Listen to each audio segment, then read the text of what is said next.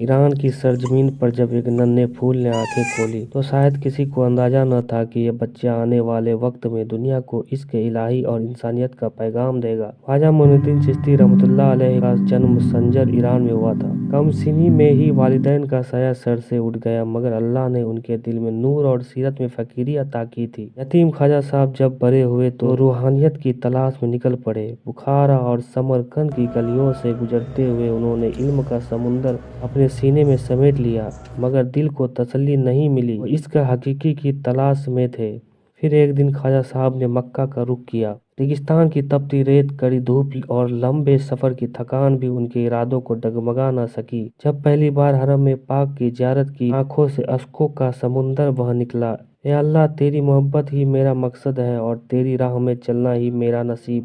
کعبہ کی حاضری کے بعد مدینہ شریف پہنچے۔ رسول پاک صلی اللہ علیہ وسلم کے روضے کی زیارت کی تو دل رو پڑا۔ وہ دربار رسول پر گر پڑے اور اشکوں میں ڈوب کر عرض کیا، یا رسول اللہ، اب کس جانب جاؤں؟ اسی رات خواجہ صاحب نے خواب میں رسول اللہ صلی اللہ علیہ وسلم کی زیارت کی۔ حضور نے فرمایا، اے معین الدین، ہندوستان جاؤ، وہاں میرا دین پھیلاؤ اور انسانیت کا پیغام دو۔ صبح آنکھ کھلی تو آنکھوں میں اشک اور دل میں جنون تھا۔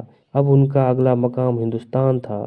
مکہ سے روانہ ہو کر بغداد، خراسان اور لاہور ہوتے ہوئے خواجہ صاحب اجمیر شریف پہنچے۔ اس وقت اجمیر میں راجہ پرتھوی راج چوہان کا راج تھا۔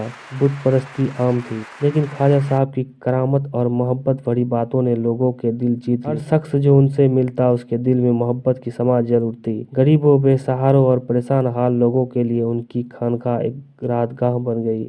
مگر ہر راہ آسان نہیں تھی۔ کچھ لوگوں نے دشمنی کی، انہیں اجمیر سے نکالنے کی کوشش کی، مگر خواجہ صاحب ہر تکلیف کو صبر اور دعا سے سہتے رہے۔ ایک دن کچھ جلنے والوں نے ان کے لیے زہر ملا کھانا بھیجا۔ خواجہ صاحب نے بسم اللہ کہہ کر کھایا اور مسکراتے رہے۔ زہر اثر نہ کر سکا۔ یہ دیکھ کر لوگ دنگ رہ گئے اور ان کے کرامت کو دیکھ کر کئی دل بدل گئے۔